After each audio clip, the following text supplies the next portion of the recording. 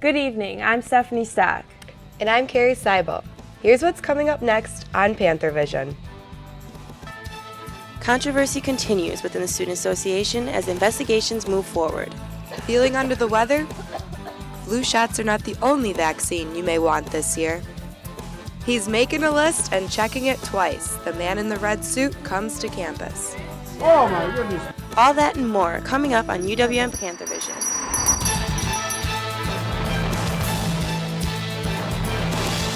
From the University of Wisconsin-Milwaukee, this is UW-M Panthervision.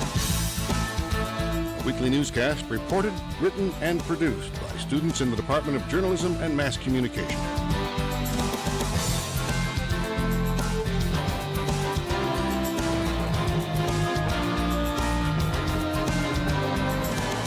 And now, the news.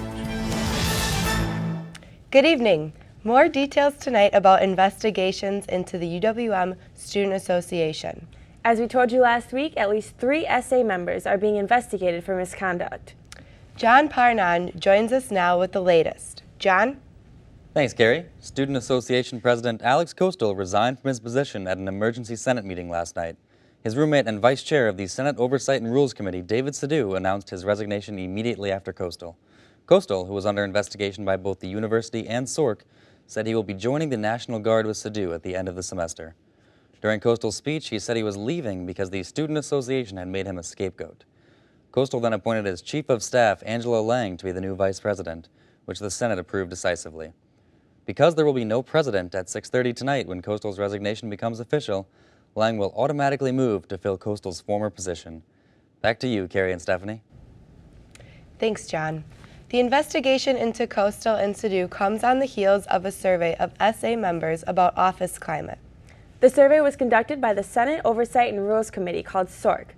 The survey was sent to all SA members to gauge the climate of the Student Association. SORC then issued a temporary restraining order against Coastal, preventing him from being in the office or any place the SA does business.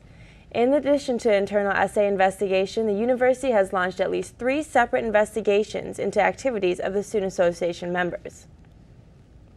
There are also new developments tonight in the controversy surrounding the vice president of the Student Association.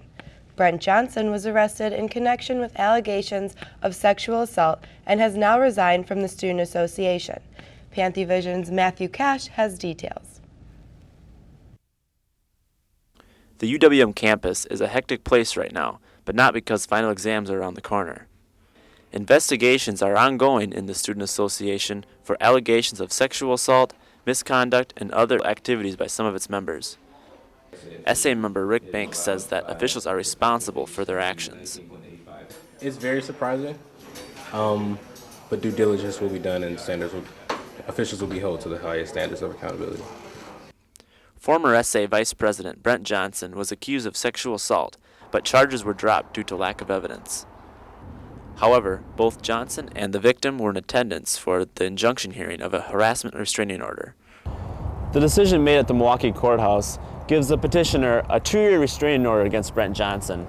Brent Johnson can appeal the decision. It was wrong, but, I guess that's what appeals are for. Former SA Senator and acquaintance Kenneth Black says he never experienced any suspicious behavior from Johnson. I would say Brent was probably one of the first individuals in SA that I really kind of bonded with real quick. We kind of related a lot. He was, very friendly, outgoing. However, the news of the allegations sends shockwaves throughout the student body. It could definitely change the dynamic of how students interact with that office. I really do think for future elections, people may take a lot longer to really elect a person. Despite the cause of events, Johnson plans on continuing his education at UW-M once the suspension is over. In Milwaukee, I'm Matthew Cash for Panthervision. Johnson has been suspended by the university. This is not the first time for the Student Association that has been embroiled in controversy. Alyssa Brass joins us now with a look into the SA's past problems. This year's allegations are yet another scandal on the SA's record, and as I found out, the SA has quite the history. In 2006, police padlocked the doors of the Student Association's office while they investigated the possible embezzlement of $10,000 by SA President Russ Rudin. Rudin pled guilty to theft. He was sentenced to 1 year probation, a $500 fine, and 50 hours of community service. Student Association controversy comes both in the meeting room and at the polling place. This is a big story. This is serious stuff. Look, I stand by all my rulings. I really have, I don't have any comment for you. The biggest issue came in 2008 when the SA's independent election commissioner, Dan Barr, kicked the opposing party off the ballot for alleged campaign violations. He then brought in police to kick cameras and reporters out of polling locations. Some voters, who were trying to write in the names of the candidates kicked off the ballot, say Barr harassed them at the polls. I had the handwritten sheet and I was setting it on the table and I jotted down about 3 or 4 names. And then they realized that I had this handwritten sheet and they took that away. They were yelling at me, told me I had to throw it away, rip it up, or they would rip up my piece of paper. And I said, you already gave me my sheet and I should be able to vote privately. That's kind of scary, and I think that kind of attitude frightened a few people away.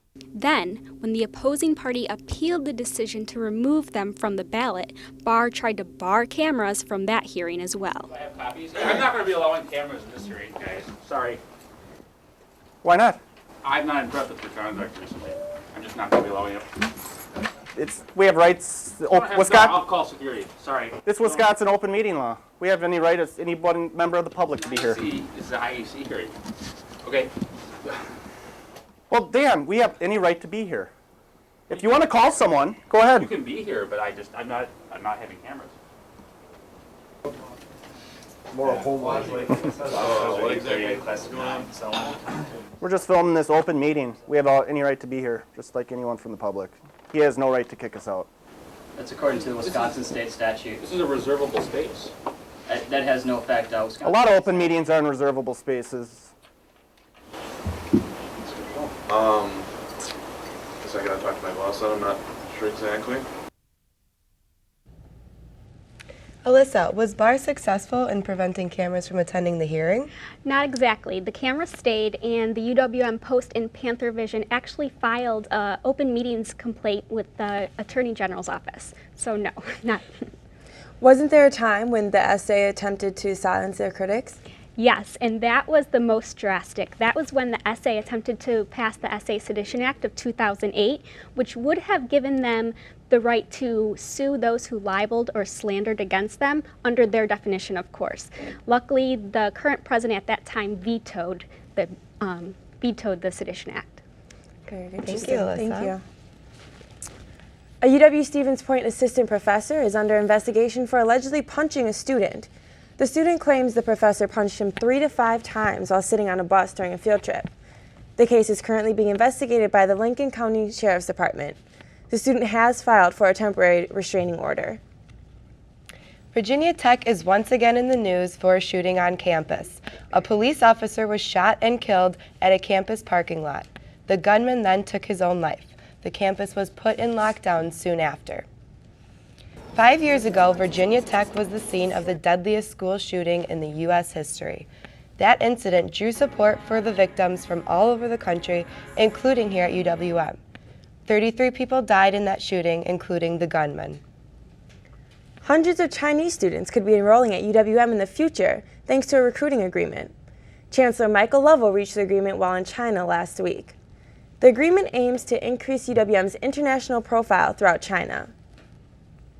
UW-Milwaukee may be a commuter school, but as Panthervision's Callie Kohler learned, not all the students leave the area at the end of the day. It's a beautiful day in the neighborhood. Hello. Hello. Hi, sorry. Jim and Franchini are more than familiar faces, residing in the area for 40. Uh-huh. In that house. But on 3054 North Kramer Street, the Cheneys live just a block away from a campus of over 30,000 students, many of which are tenants in the area. And especially that house across the street, that man just takes beautiful, loving care of that house, and then he rents it to students. Some of those students are bringing more than furniture when they move in and disturbing neighborhood peace in the process. Yeah, that's right. It's been known to be ruppins. Good. That's a terrific word, Jim. Fifth-year UWM student Michael White admits ruppins, or inconsiderate behavior, occurs throughout the campus area. I had some trouble with my neighbors at the old place. I played the drums and they called the cops on me once because I was being loud. Community members and students alike can take their concerns to UWM Neighborhood Relations Liaison Heather Harbaugh. A lot of positive, and there are some challenges as well. A lot of times, I get calls about noise. But also says students should take their own initiative. Be the one that makes the difference. Be the one that takes that step. Maria Hill is just one of 11 neighborhood associations in the area surrounding UWM. Many of these associations hold meetings every month and encourage student participation. Friendly neighbor relationships can be rewarding to students. Once I shoveled my neighbor's sidewalk and she made me some cookies. And neighbors. They teach us things, and I think we taught them things. That two-way. I mean. In Milwaukee, I'm Callie Kohler for Panthervision. Coming up next, in addition to the flu shot, this is one vaccine you don't want to overlook. And the bells are ringing. We'll tell you why one organization bundles up and braves the cold.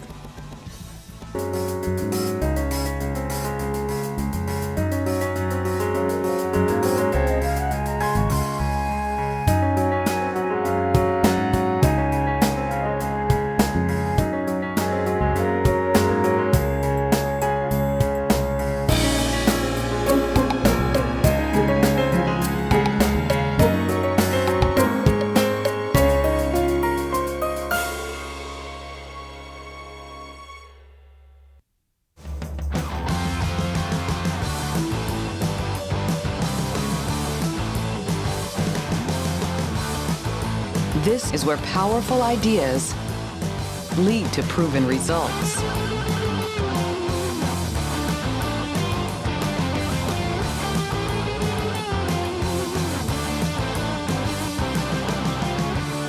This is where you belong.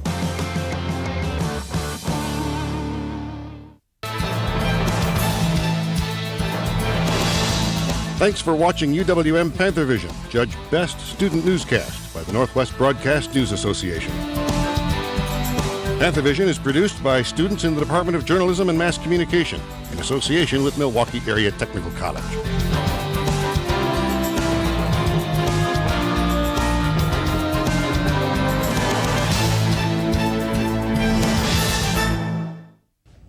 As winter approaches, doctors are advising students to do more than bundle up. As I found out, you should take precautions so a childhood disease won't make a comeback. It's obviously a worldwide killer, and that's why we have the vaccine against it. Runny nose, sneezing, and dry coughs are not unusual symptoms for this time of year. It becomes more common during the winter months when humans congregate and pass it amongst each other. The bacteria is called Pertussis, more commonly known as whooping cough. More than 327 cases have been reported this year, and the number is continuing to rise. The disease is most common in infants and children, which has Uncle Kevin Toohey worried. Because I have two little nephews, 2 and 4 years old, and the 4-year-old is currently in preschool, and obviously in contact with kids his age, 4 or 5 days a week. Whooping cough is a highly contagious respiratory infection that may first seem like a regular cold, but can often turn more serious. When a person gets it, it's no picnic. You are really coughing forcefully, and it can be difficult to sleep, to rest, even to recover from these spasms of coughing. It's easy to spread whooping cough, but fortunately, it is easy to prevent.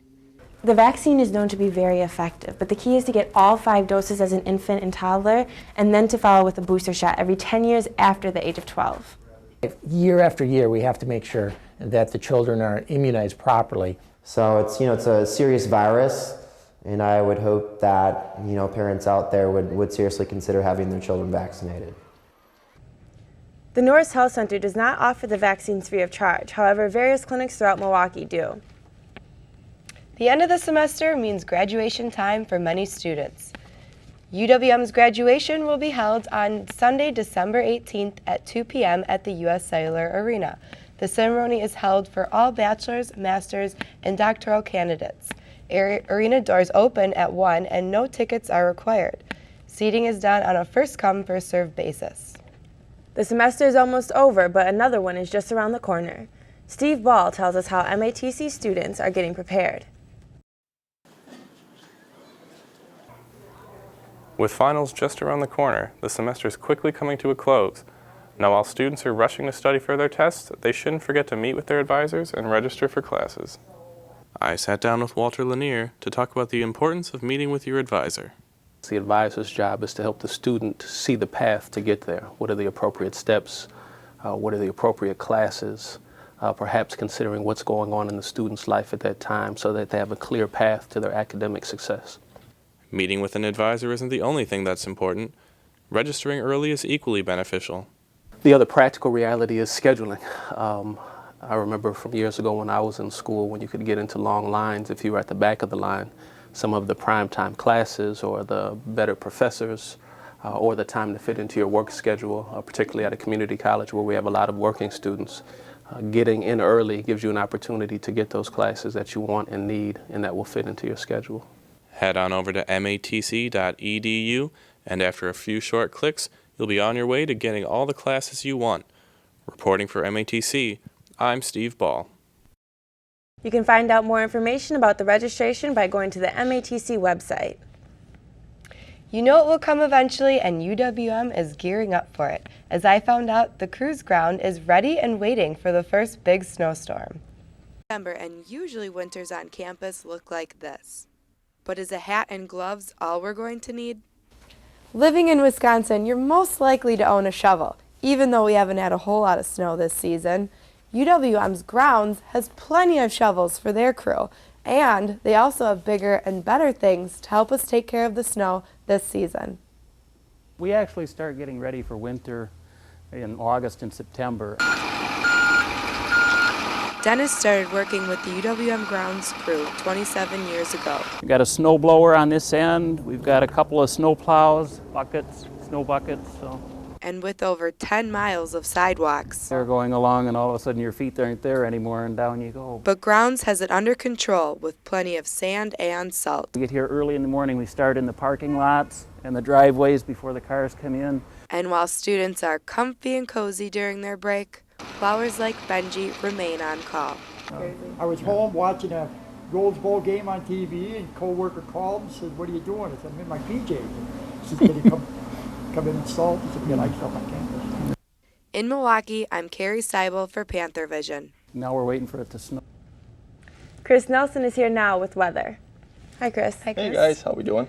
Good. So mid-December and no snow yet. No snow. We did see some cool temperatures last Friday, but then now we're getting a little bit warmer, and as we head on into this week, we might have a chance for a storm. Will it bring rain or snow? Let's take a look here. We have weather headlines to start here, and as I mentioned, warm weather to begin this week. We're going to kind of have warm above average temperatures through Wednesday. That's when that December storm will be in our way here, and we'll see if that's rain or snow coming up in the forecast, and then a great weekend ahead after that storm does eventually move off towards the east here. So currently right now we do have a few clouds out there, some sprinkles in the area. 33 is the temperature with some southwest winds blowing 15 miles per hour, and the pressure is at 30.34. It's beginning to fall here. So our forecast today, clouds as I mentioned, we'll have a few showers, sprinkles here and there as we head into the afternoon. Very mild, 44 will be our temperature. Lows from last night, look at some of these lows across the state. Almost looks like average high temperatures for this time of year. 31 in Rhinelander, 35 in Eau Claire, 33 in Green Bay. A little bit cooler to the south in Madison and Milwaukee. We began to clear out last night. That helped all that warmness that we got from yesterday helping to get back into the atmosphere. So then highs today, it will be a couple trouble spots here in the southwest all the way to the north. We do have a freezing rain advisory in effect for this afternoon. So if you are traveling across that area, be careful there. 41 in La Crosse, 39 in Green Bay, 40 in Oshkosh, 44 in Milwaukee. So our forecast for tonight, we could see a few sprinkles, but that'll eventually move out. Just clouds, fog by midnight, 32 will be our low temperature. And then for tomorrow, mild again, clouds, 45 for a high. Wednesday's the day we have to watch. It looks like it's going to stay more warm 50 degrees will be the high temperature, but we could see a lot of rain, as much as a half to 1 inch of rain possible. Snow to the west. We do have to keep it in mind that could move our way if the tracking of the storm does change, though. So then our 5-day forecast here, Panthervision. Thursday, I mentioned here a possibility of some rain early on, but that'll give way to sunshine. Friday looks gorgeous, 30 degrees as high pressure does settle in. And then Saturday and Sunday, more sunshine. Looks like Sunday finally begins to warm up. Well, the big question is, guys, when's the snow coming? Yeah. To be honest, I don't really know. We're looking at models right now into Christmas Eve. The best chance, that might be the next best chance for snow. Well, that's good, just in time for the holidays. Right, that's a possible white Christmas. Possibly, I'm hoping so. All right. Sounds good, thank you. Thanks, Chris. Yep. Fighting the cold, one organization is braving the weather for a good cause. There's a good chance you have seen their members around bundled up and ringing their bells. Panthervision's Crystal Lewis has the story. You've seen Salvation Army workers and volunteers on almost every corner. Oftentimes, you hear them before you see them. These dedicated individuals hit the street as early as November 12th to raise money for those in need, but cold weather doesn't stop them. Sweatshirt and a long sleeve under the sweatshirt, and then got some gloves and kind of just move around a little bit. Proceeds from these red kettles, along with website donations, go towards a number of programs.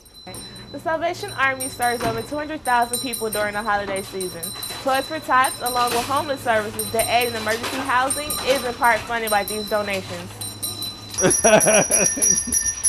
Salvation Army bell ringer Johnny Lovett has only been working with the organization for a month, but has already made it a family affair.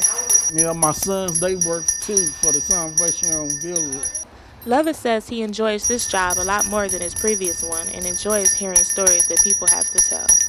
One guy came told me, well, my dad used to be in the Salvation Army, and they did a lot for him. The holiday season is a short one. That's our last day on the 24th, ringing the bell.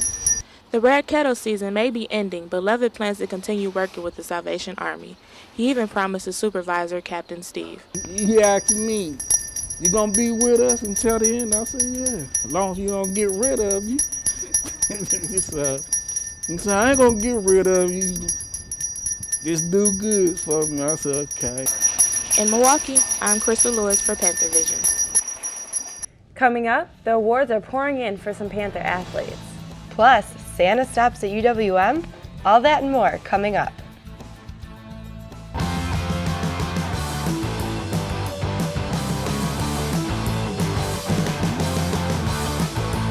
This is where powerful ideas lead to proven results.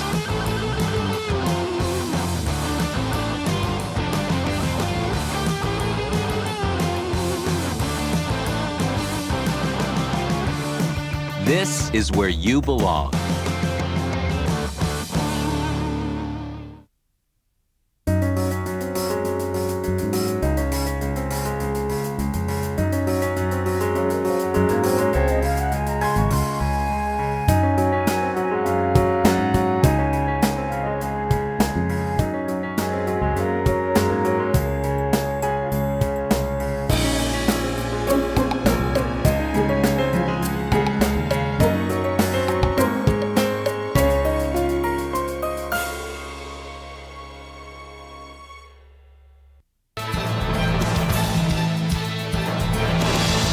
Thanks for watching UW-M Panthervision, Judge Best Student Newscast by the Northwest Broadcast News Association.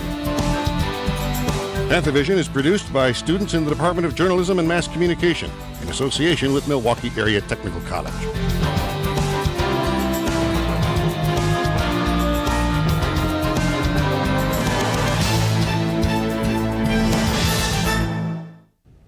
It's award season and the Panthers are well represented. John Parnan joins us now with details. John? Thanks, Gary. UW-M senior forward Sarah Hagan is a semifinalist for Women's Soccer National Player of the Year. Hagan finished her season with 26 goals and 61 points, good enough for the second in the nation in both categories. Those were school and league records. In her amazing career, Hagan finished with 93 goals, 9th all-time in Division I history. She was also the first player to win Horizon League Player of the Year 3 times. 3 Panther volleyball players are getting regional honors. Carrie Shue and Rachel Newberger have each earned all Midwest Region honors from the Volleyball Coaches Association. Shue is on the all-region team for the 2nd straight year. Both Shue and Newberger are now eligible for All-American honors. Also winning an award is freshman Kayla Price, who has been named American Volleyball Coaches Association Midwest Region Freshman of the Year. The UWM women's basketball team falls to 2-6 on the season after losing 72-41 to top-ranked Baylor on Thursday and 72-50 to Oklahoma on Sunday. Thursday was the first time the Lady Panthers have ever played the #1 team in the country. Next up for the Panthers is Chicago State on Thursday. Tip-off is at 7 p.m. at the Kalachi Center. The UWM men's basketball team falls to 8-2 after losing 67-51 to Northern Iowa on Saturday. Kaylon Williams led the way for the Panthers, scoring 16 points. The Panthers will take on the Wisconsin Badgers on Tuesday at the U.S. Cellular Arena. Tip-off is at 7 p.m. And that's it for sports. Back to you, Stephanie. Thanks, John. 'Tis the season to spread some holiday cheer. You know it. Just leave it to a poet. Jay James has the report. People have been expressing themselves with poetry since the days of William Shakespeare and Edgar Allan Poe. MATC encouraged students to express themselves through creative writing at open mic events. The Phoenix magazine recently held an open mic event which included all types of poetry like spoken word, songs, and even instrumental poetry.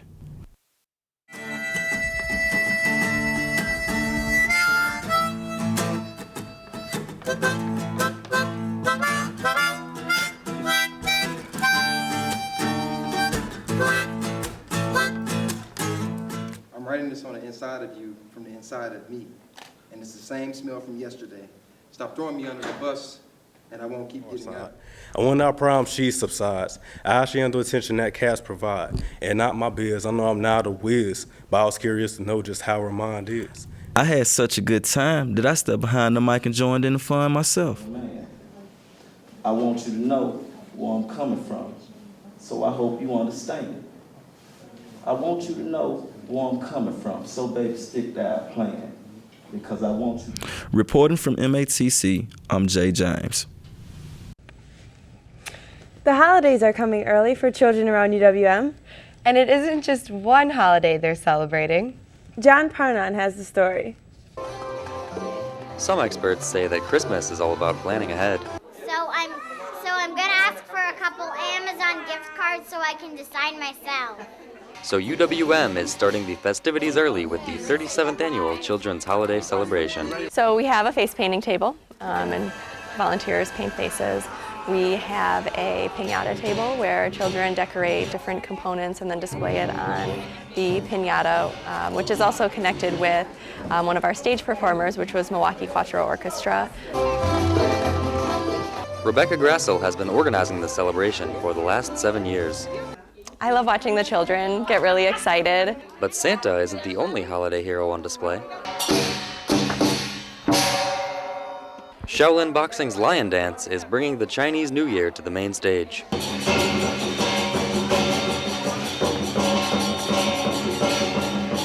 UWM's sociocultural programming hasn't received one complaint about the event.